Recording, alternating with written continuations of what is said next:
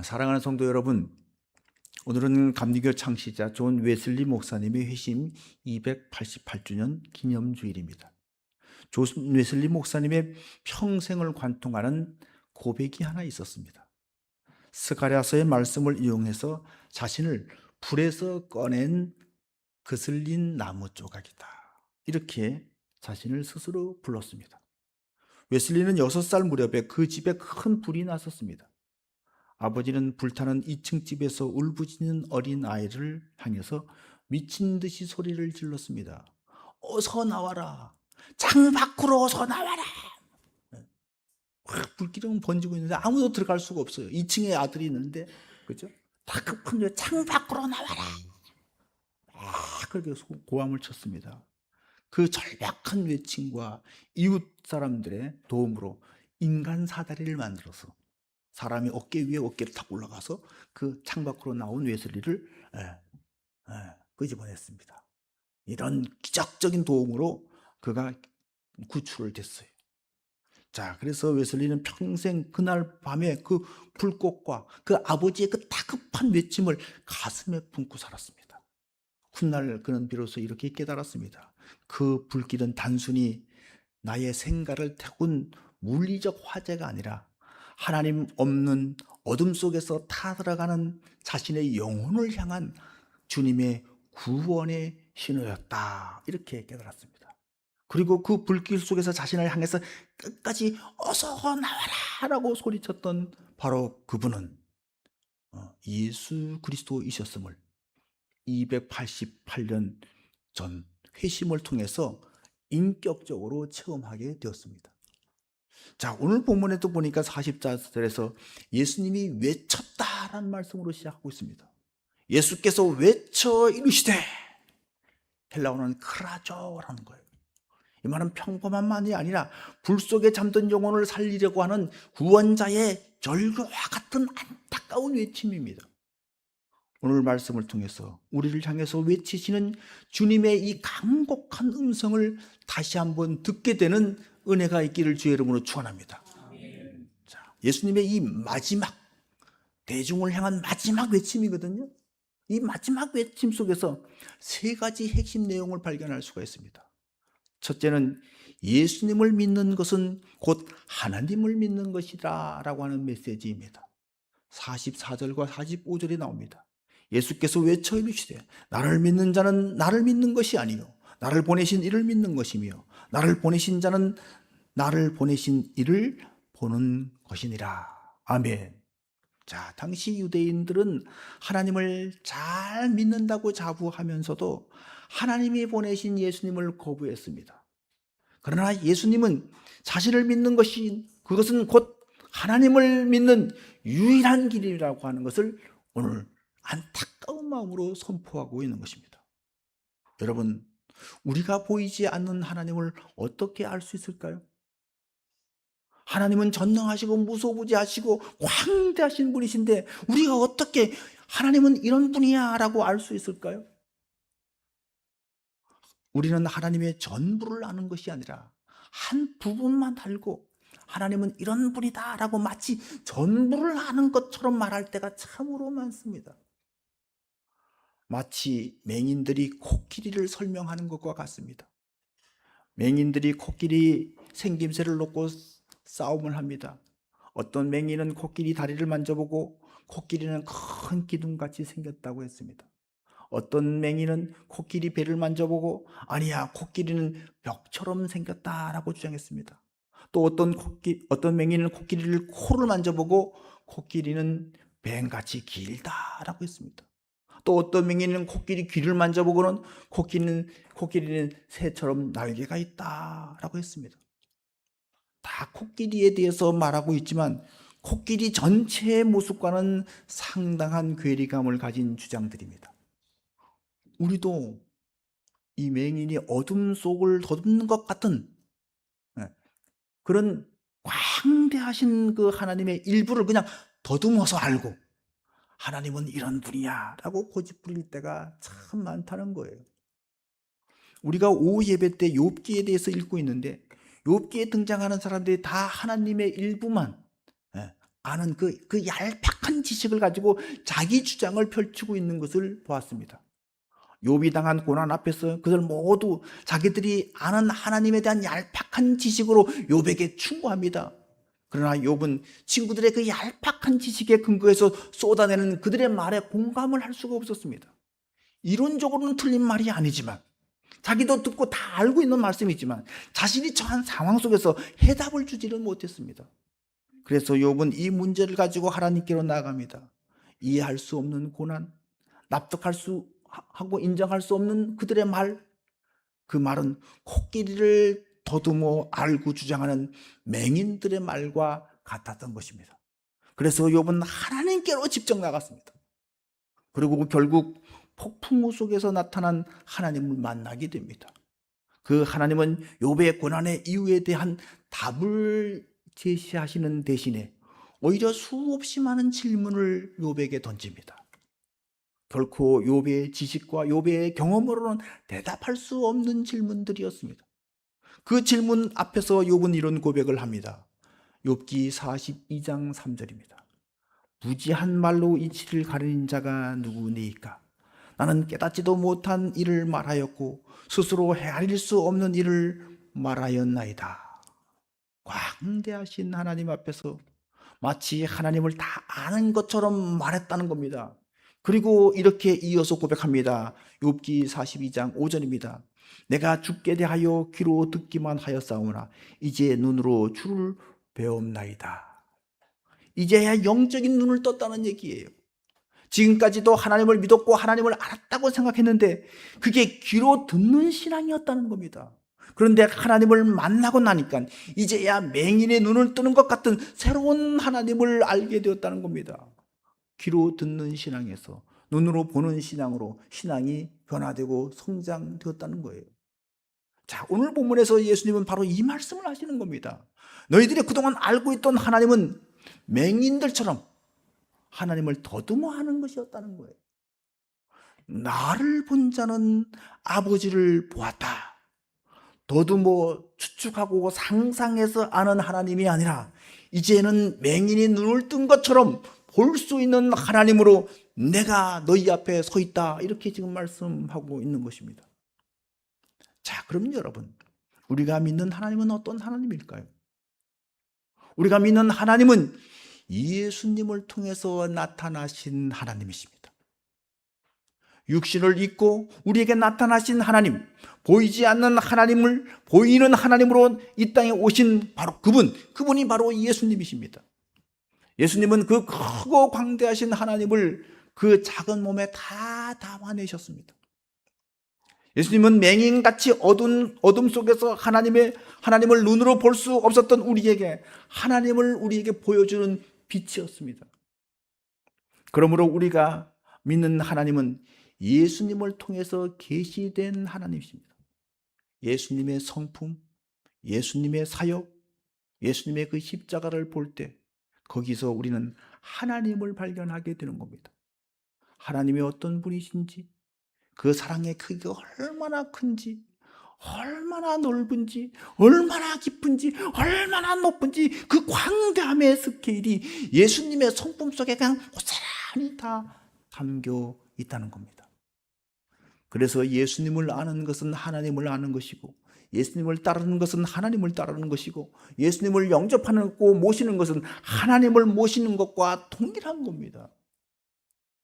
옛날에는 하나님을 찾기 위해서 산으로 간 사람들이 많이 있었습니다. 깊은 산은 영험한 기운이 있다고 생각했습니다. 완전히 틀린 생각은 아니었습니다. 만물은 하나님의 신성이 깃들어 있다고 성경이 말씀하고 있기 때문입니다. 그러나 그것은 맹인이 코끼리를 더듬는 것과 같은 거죠. 유대인들은 하나님을 찾기 위해서 성전으로 갔습니다. 성전은 하나님을 모신 집이니까 성전에서 하나님을 만날 수 있다고 생각했던 것입니다. 산으로 가는 것보다는 훨씬 진보한 방법임에 틀림이 없습니다. 그러나 지금 예수님께서는 바로 그런 사람에게, 성전에 하나님이 계시다고 생각하는 그 사람들에게 이 말씀을 하시는 거예요. 내가 곧 성전이다. 이 성전을 헐라 내가 사흘 만에 다시 세울 것이다. 십자가와 부활을 통해서 진정한 하나님을 만나게 될 수 있다는 말씀입니다. 사랑하는 성도 여러분, 하나님은 어디 계신가요? 우리는 하나님을 어디서 만날 수 있을까요? 저 높은 하늘일까요? 신령하게 여기는 어떤 산일까요?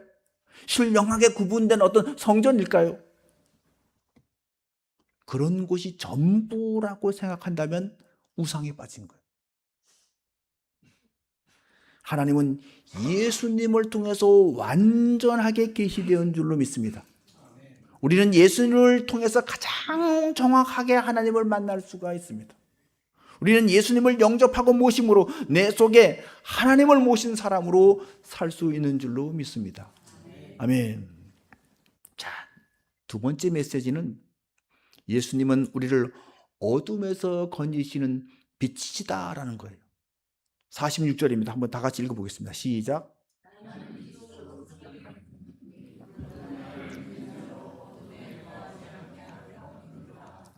아멘. 하나님을 모른다는 것이, 또는 하나님에 대해서 부분적으로 또는 잘못 알고 있다는 것이, 그것이 무슨 뜻일까요? 그것은 인생을 잘못 살고 있다는 뜻이에요.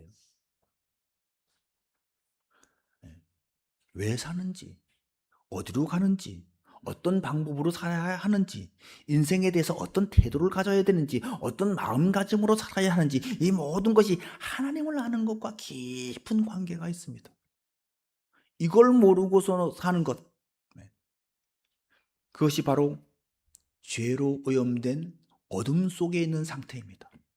어디로 가야 할지, 어떻게 살아야 될지 몰라서 방황하고 두려워하거나, 맹인이 코끼리를 더듬지, 부분적이고 지엽적인 것을 붙들고 그것이 전부인 줄 알고 착각하게 살게 되는 것, 이게 잘못 사는 거라는 거죠. 이게 영적인 어둠이라는 거예요. 예수님은 이 어둠을 몰아내기 위해서 빛으로 오셨다는 거예요. 빛이 들어오면 어둠은 힘을 잃고 떠나갈 수밖에 없습니다. 다시 말해서 하나님을 제대로 알면 모든 것에 대한 눈이 열린다는 거예요. 자, 그렇다면 이 어둠 속에서 방황하는 사람들의 구체적인 모습이 어떤 모습일까요? 첫째는 가치관의 혼란이라고 하는 어둠입니다. 어둠 속에 있는 사람들은 빛이 없기 때문에 무엇이 영원하고 무엇이 일시적인지를 구분하지를 못합니다. 마치 칠흑 같은 밤에 지도를 잃어버린 여행자가 눈앞에 보이는 작은 그 불빛을 보고 쫓아가는 것과 같습니다. 세상이 말하는 성공, 타인의 어떤 시선, 소유의 크기, 그런 것을 인생의 목표로 삼고 그것이 전부인 양 그것을 향해 달려가지만 정작 돌아보면 허무와 불안이라고 하는 더 깊은 어둠 속에 빠져든다는 거예요. 자, 두 번째는 관계의 단절 또는 고립이라고 하는 어둠입니다. 하나님을 알지 못하는 어둠은 결국 자기 중심성이라고 하는 어둠 속에 갇힙니다.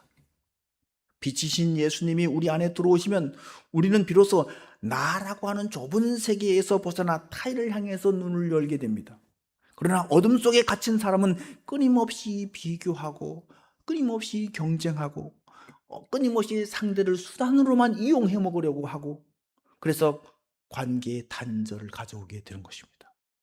현대 자본주의 사회가 겪는 어려움이 바로 이런 것 아닙니까? 자, 세 번째, 미래에 대한 두려움이라고 하는 어두움입니다. 빛이 없으면 우리는 당장 눈앞에 한치 코앞만 보고 달려갑니다. 경제적 위기, 건강의 악화, 변하는 세상에 대한 불안, 빛이 없는 인생은 이런 것에 질식하게 되는 거예요. 사랑하는 성도 여러분, 빛이신 예수님은 단순히 우리에게 종교적인 어떤 지식을 주러 오신 것이 아니에요. 우리 인생에 조명이 되어주시기 위해서, 빛이 되어주시기 위해서, 우리 길을 밝혀주기 위해서 오신 분이신 줄로 믿습니다. 아멘. 그럼 그 빛이 들어오면 무슨 일이 일어날까요? 첫 번째는 기준이 바로 잡히는 거죠. 내 인생의 중심에 예수라고 하는 빛이 비추면 무엇이 소중한 것이고 무엇이 헛된 것인지 이 기준이 생기니까 보이는 거예요. 그때 비로소 우리는 세상의 어떤 흔들리는 기준에 휘둘리지 않고 하나님이 기뻐하시는 올바른 길을 선택할 수 있는 분별력이 생기는 거예요. 그것이 빛이에요. 자, 두 번째는 뭘까요? 관계가 회복되는 거겠죠. 빛 대신 주님께서는 우리에게 사랑이라고 하는 새로운 시력을 선물해 주십니다. 어둠 속에 있을 때는 적이었던 사람일, 그 사람을 향해 빛 가운데 있는 우리는 용서하고 품어주고 긍휼의 눈길로 볼 수 있는 안목과 눈이 생기는 거예요. 이게 빛을 얻은 거예요. 아멘.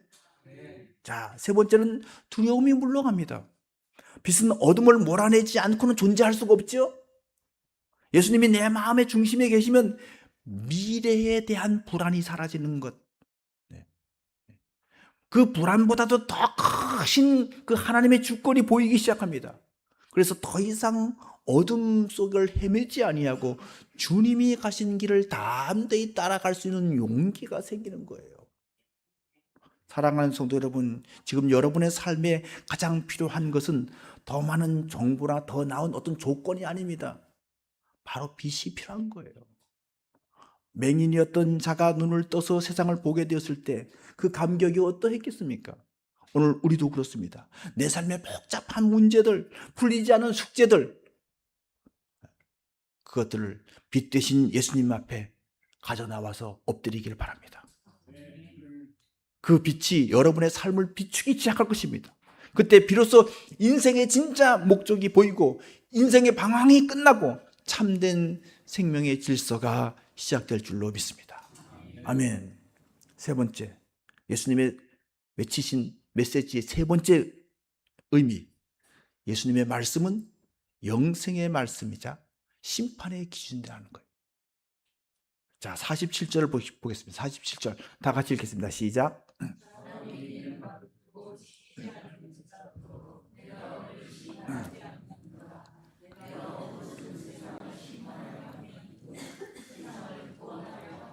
자, 여기서 예수님께서 오신 목적을 분명하게 밝히고 있습니다. 예수님은 심판하러 오신 분이 아니라는 거예요. 따라서 예수님을 반대하고 예수님을 미워하고 예수님을 십자가에 못 박는다 할지라도 예수님은 그 사람을 절대로 심판하지 않으신다는 거예요.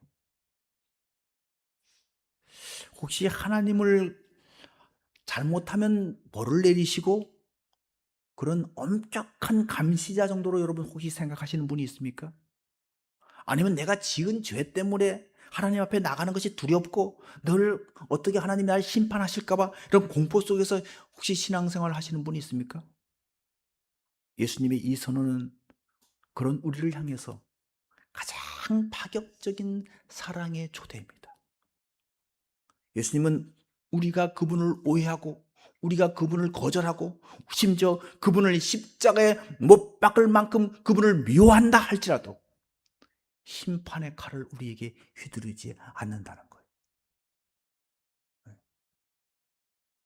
자, 이것을 우리 일상생활에 한번 적용해 보겠습니다. 세 가지로 적용될 수 있을 것 같아요. 첫째로 예수님은 우리의 실패를 심판하지 않으십니다. 우리는 삶 속에서 끊임없이 넘어지잖아요. 결단하지만 또 무너지고 주님은 따르겠다고 해놓고도 세상의 유혹 앞에 또 굴복하고 그럴 때마다 우리가 우리 스스로를 심판합니다. 아유, 난 구제불능이야. 아이고, 하나님께서 나에게 많이 실망하셨을 거야. 그렇죠? 네. 그러면서 자책의 늪에 빠집니다. 하지만 예수님은 그렇게 하시는 분이 아니라 우리를 구원하시기 위해서 오셨습니다. 넘어진 우리를 위해서 왜 그랬냐고 질책하며 심판하시기보다는 다시 일어나라. 내가 너를 고치러 왔다. 이렇게 말씀하시는 분이 우리 예수님이라는 거예요. 실제로 베드로에게 주님은 그렇게 하셨습니다. 예수님을 부인하고 저주까지 하면서 그래서 면목 없다고 예수님의 뵐 면목이 없다고 예수님의 부활하셨다는 소식을 듣고도 나는 물고기 잡으러 가노라 하고 갈릴리로 다시 돌아간 베드로. 스스로 나는 자격 없는 놈이야 이렇게 말한 거죠. 그렇게 자기를 비하하는 베드로를 다시 찾아와서 내가 나를 사랑하느냐? 내가 나를 사랑하느냐? 내가 나를 사랑하느냐? 이렇게 물으시고 내 양을 먹이라. 내 양을 먹이라. 내 양을 치라. 이렇게 하면서 다시 불러주셨어요. 다시 세워주셨습니다. 십자가에 달렸을 때도 자신을 십자가에 달고 가시관을 씌우고 옷을 벗기고 창으로 찌르는 그들을 향해서도 아버지, 저들의 죄를 용서하여 주옵소서. 그들이 하는 일을 모르고 있습니다. 이렇게 용서의 기도, 구원의 기도를 그들을 위해서 올리셨습니다. 그렇습니다. 예수님은 절대로 우리를 정죄하거나 심판하지 않으십니다. 그럼 어떻게 할까요? 기다리는 방식을 택하십니다. 기다려 주시는 거예요. 이것이 주님의 두 번째 구원의 방식입니다. 우리가 오늘 예수님의 말씀을 듣고도 지키지 못할 때 예수님은 즉각적으로 심판하지 않습니다. 왜일까요? 한 번 심판하면 돌이키기 어렵기 때문입니다. 그렇죠? 그러나 구원은 이럴 때도 구원하고 저럴 때도 구원하고 계속해서 반복해서 무한히 할 수 있지만 심판은 파국을 의미하는 거기 때문에 파국, 번복될 수가 없는 거예요. 그래서 주님은 안 하시는 거예요. 나는 심판하지 않겠다. 심판하러 온 것이 아니다. 여러분, 우리도 그래야 된다는 거예요. 우리도 누구를 판단하고 누구를 정죄하고 누구를 심판하려고 들지 마시기 바랍니다. 먼저 우리의 사명은 구원하려는 거예요. 살리려고 하는 거예요. 이게 우리가 모든 사람을 대하는 삶의 원칙이 되어야 합니다. 예수님의 삶의 원칙이 구원하기 위해서 오셨다는 그 원칙이 저와 여러분의 삶의 원칙이 될 수 있기를 주의 이름으로 축원합니다. 자, 그렇다면 심판은 언제 하는 거예요? 심판은 누가 하는 거예요? 심판은 어떤 기준으로 하는 거예요? 자, 먼저 심판은 언제 하지요? 48절을 보겠습니다. 다 같이 읽어봅니다. 시작.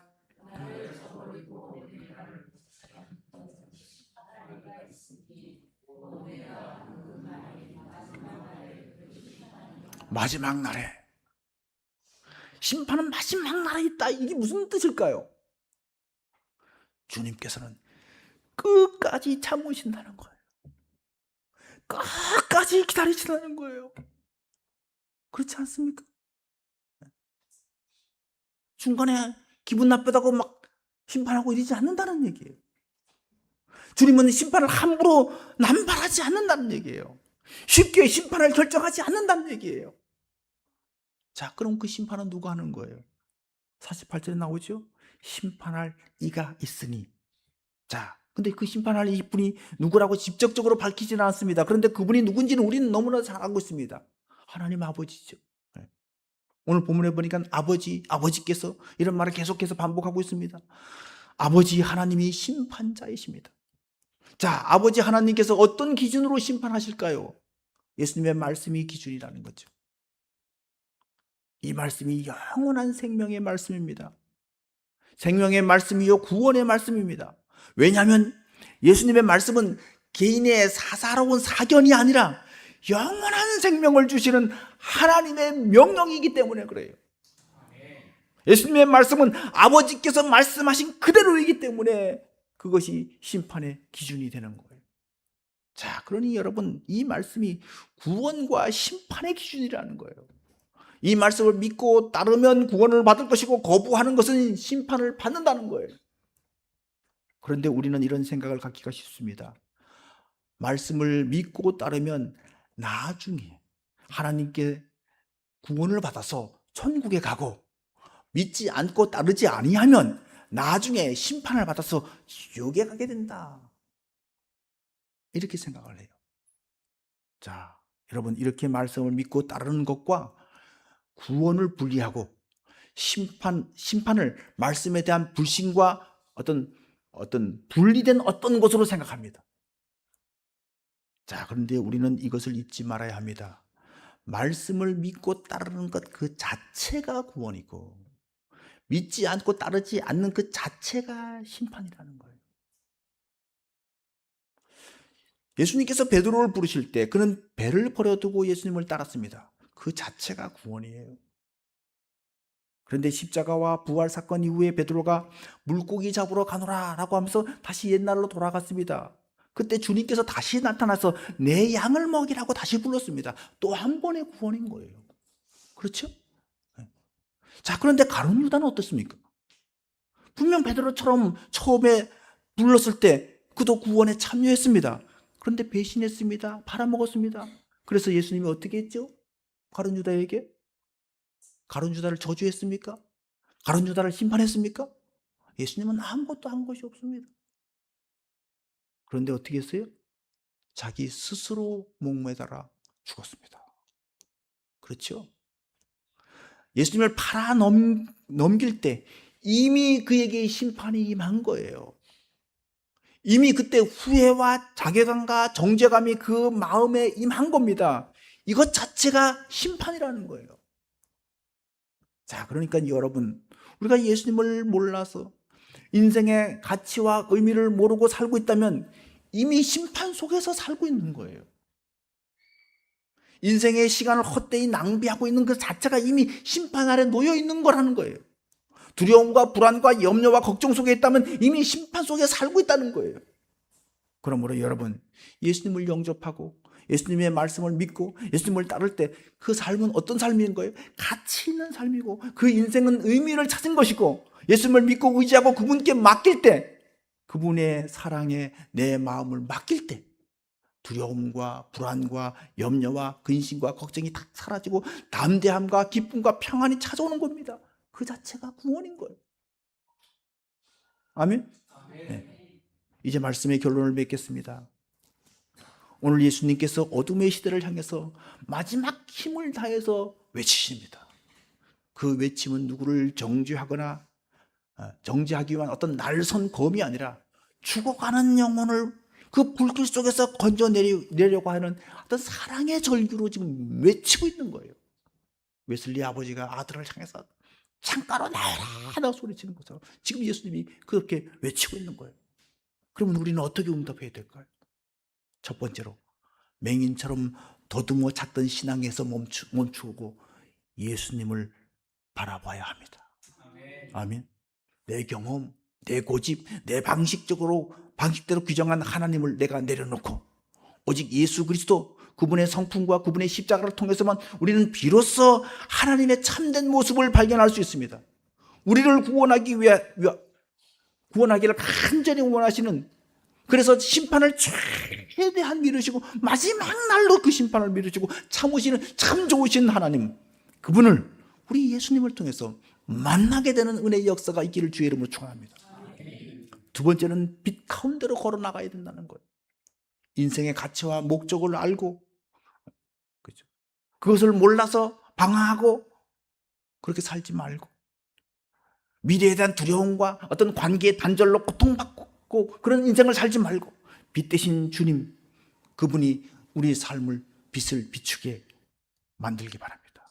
주님의 빛이 우리에게 임하면 무엇이 소중하고 무엇이 헛된 것인지를 분간할 수 있습니다. 그분이 빛이 우리에게 임하면 어둠은 물러가고 삶의 방황은 끝나고 우리는 목적 있는 그런 삶, 그런 삶으로 담대하게 평강 가운데서 걸어갈 수 있는 줄로 믿습니다. 세 번째, 예수님의 말씀은 구원의 생명줄로 여러분 붙들기 바랍니다. 구원의 생명줄. 예수님은 지금도 우리를 심판하지 않으세요. 오히려 우리가 주님께 돌아올 때까지, 우리가 그분의 사랑을 깨달을 때까지 기다리고 또 기다리고 또 기다려 주신 것. 그러므로 여러분도 스스로를 정죄하지 마세요. 아니, 못난 놈이라고 하지 마세요. 여러분도 포기하지 마세요. 주님이 포기하지 않았잖아요. 아직 주님이 우리의 가능성을 보고 기다리고 계시잖아요. 그러면 내가 응답해야 될 거 아니에요. 사랑하는 성도 여러분, 우리가 말씀을 따르는 것은 심판이 두려워서 따르는 것이 아니잖아요. 그 말씀 자체가 우리를 살리는 생명이기 때문에, 영생이기 때문에 따르는 거예요. 예수님을 믿고 따르는 매 순간이 구원의 길이고 주님과 동행하는 오늘이 바로 이미 천국을 맛보는 귀한 날인 줄로 믿습니다.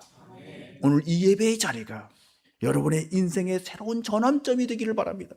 어둠이 걷어나가고 빛 대신 주님의 손을 굳게 붙잡기를 바랍니다. 그분이 여러분의 인생을 영원한 생명의 길로 인도하십니다. 그 구원의 은혜를 온전히 누리며 세상 속에서 빛의 자녀로 당당하게 걸어나갈 수 있는 저와 여러분이 되기를 주의 이름으로 축원합니다. 아멘. 기도하겠습니다. 사랑과 은혜가 풍성하신 아버지 하나님, 오늘 우리를 어둠 속에서 건져내어 빛으로 인도하시는 주님의 간절한 음성을 듣게 하시니 감사를 드립니다. 그저 귀로 듣는 신앙에 머물지 않고 우리 삶의 현장에서 예수 그리스도라고 하는 생명의 빛을 온전히 붙들게 하여 주시옵소서. 주님, 우리는 때로 눈앞에 작은 이익과 세상의 가치를 쫓느라 영원한 구원의 길을 외면하고 방황할 때가 많았습니다. 이제 우리의 시선을 돌려 오직 예수님만을 바라보게 해 주시옵소서. 맹인이 눈을 뜬 것처럼 주님을 통해 하나님의 광대하심과 그 깊은 사랑을 보게 하시고 그 사랑 안에서 우리 인생의 모든 방황과 두려움이 물러가는 역사를 경험하게 해 주시옵소서. 무엇보다도 우리를 정죄하지 아니하시고 끝까지 기다려주시는 주님의 인자하심에 감사를 드립니다. 우리도 스스로를 심판하고 자책하며 절망하는 어리석음을 멈추게 해주시고 주님이 주시는 구원의 확신 속에서 매 순간 말씀에 순종하며 생명으로 충만한 삶을 살아가게 해 주시옵소서. 빛으로 오셔서 듣기만 하던 신앙에서 보는 신앙으로 우리의 눈을 열어주신 우리 주 예수 그리스도의 이름으로 간절히 기도드렸사옵나이다. 아멘.